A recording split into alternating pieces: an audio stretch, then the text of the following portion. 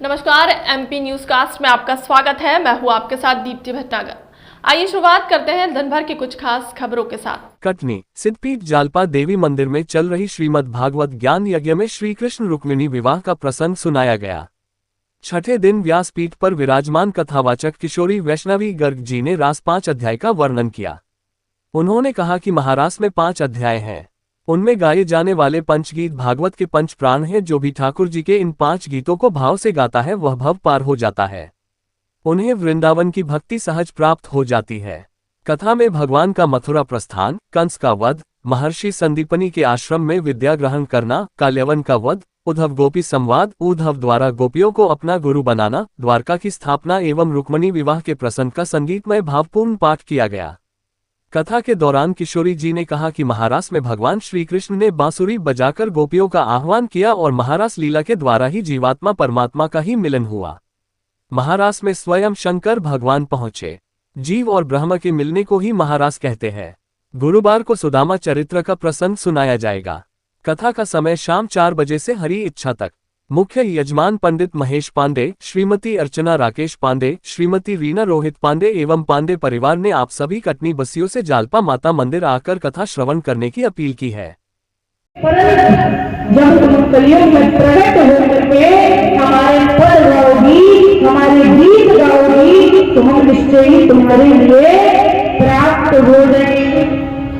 अरे कोई और नहीं, द्वापर युग की वो गोपी कलियुग में मीराबाई बन करके प्रकट हुई और मीराबाई बन करके भगवान के अनेक अनेक पद का गायन करके भगवान कन्हैया को प्राप्त कर लिया। बोलो मीरा महारानी।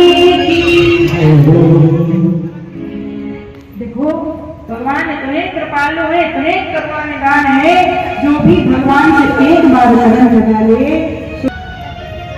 लोग कहते हैं कलिकाल में भगवान मिलते नहीं। नाम की इस घोर कलिकाल में ऐसी लगन लगा ली कि ऐसी लाभ भगवान यहाँ पर गिरिराज जी को धारण किए हुए हैं। कुछ समय पश्चात यहाँ पर इंद्र आकर के देखता है कि हमने तो अपनी अनेक बादलों को दृष्टि करने को भेजा हुआ था। जाकर के ब्रह्मांड में सर्वत्र जन्मी अब जब जाकर के देखना चाहिए ब्रह्मांड का क्या हाल है, क्या स्थिति है। वहां पर जल्दी इंद्र को दिखाई नहीं दिया। मन में विचार आया, अपने बादलों को बुलाया।